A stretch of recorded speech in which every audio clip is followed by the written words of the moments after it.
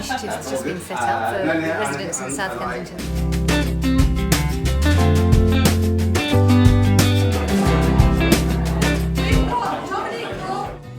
Today I'm going to do spiced carrot fritters.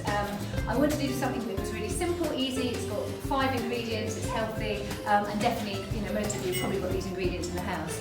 So it's really carrots, onions, eggs, flour, and some curry powder. Adjust the recipe to what you've got. If you've just got a couple, use those. And again, if you don't have brown onions, you've got red onions, or you've just got half an onion that you had in the fridge from the night before, which I often do, then absolutely just use that. Spring onions as well. So that goes in there. Here we go. So I'm just adding in an egg, a couple of tablespoons of flour. So you can use whatever curry powder you want. This is medium, and actually with the onion and the curry spices, they're more like an onion bhaji. One of the reasons I chose carrots is because, I don't know if you knew this, but carrots are one of the top 10 most wasted items of food in the house, in the household. And as a nation, we waste £20 billion worth of food every year. We've got a bit of a job to do to cut the food wastage. Let's just see how we're going on here.